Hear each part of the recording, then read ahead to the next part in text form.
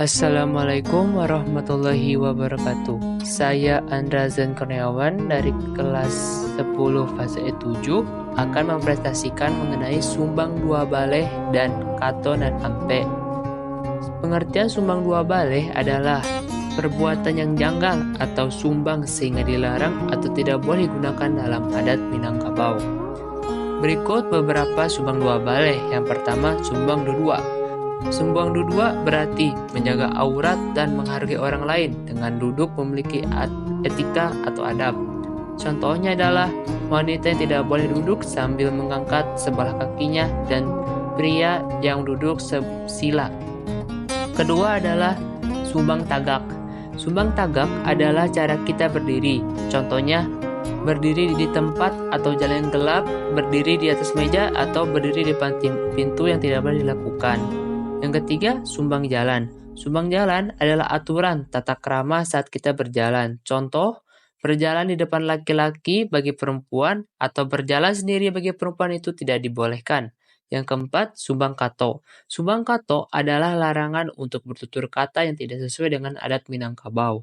Contohnya berkata kasar, memotong pembicaraan orang lain, berkata tidak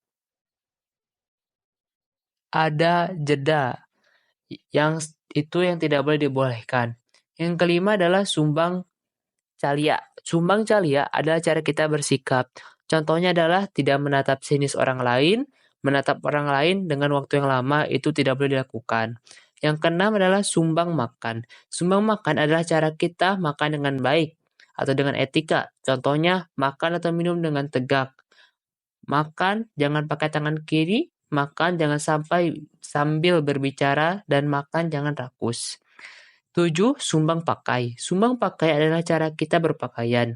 Contohnya, padusi atau perempuan jangan memperlihatkan lekuk tubuh yang sempit, ketat, atau transparan. Yang kedelapan adalah sumbang karajo. Sumbang karajo adalah pekerjaan atau mata pencaharian yang dilakukan sesuai dengan daerah atau fitrahnya. Contohnya, pria menjadi nelayan karena tinggal di pesisir pantai dan wanita menjadi penjahit, bertenun, memasak karena sesuai fitrahnya.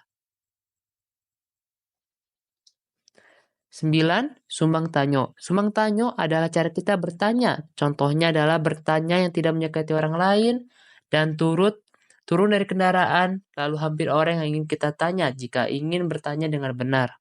Yang ke-10 adalah sumbang jawe atau cara kita menjawab yang harus sesuai dengan adab. Contohnya, jangan menjawab sambil menyindir ataupun jawaban yang berbeda dengan pertanyaannya. Yang ke-11 adalah sumbang bagua atau ada sumbang bagua adalah cara aturan kita bergaul.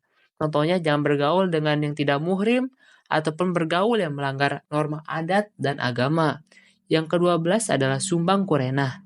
Sumbang kurenah berarti perilaku atau gelagat janggal yang dapat menyinggung perasaan orang lain.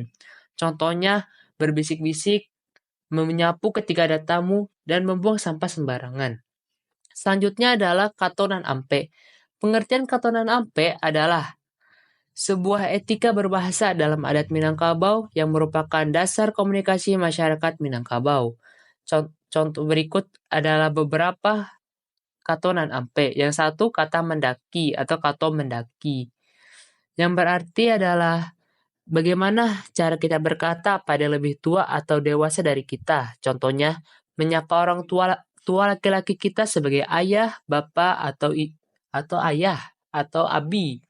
Atau menyapa orang tua perempuan kita dengan ibu, ama, atau mama. Yang kedua adalah katok menurun atau kata menurun, yakni cara sikap atau cara adab kita berkata pada yang lebih kecil atau muda. Contohnya, pembicaraan dari orang tua kepada anaknya, pembicaraan guru pada muridnya, dan masih banyak lagi. Yang ketiga adalah kato mandeta. Kata mandata adalah berbicara dengan orang yang sama besar atau sebaya. Contohnya, kita berbicara pada teman yang sederajat tapi dengan tetap menghargai satu sama lain. Yang keempat adalah kato malayang. Kata malayang adalah kata yang digunakan kepada orang yang memiliki kerabat seperti kakak ipar, bisan, somando. Contoh katanya adalah Ambo indak dape pai jo angku. Itulah beberapa penjelasan mengenai sumbang dua baleh dan kata nampe. Mohon maaf ya kesalahan karena saya hanyalah manusia biasa. Akhirul qolam wa taufiq hidayah. Wassalamualaikum warahmatullahi wabarakatuh.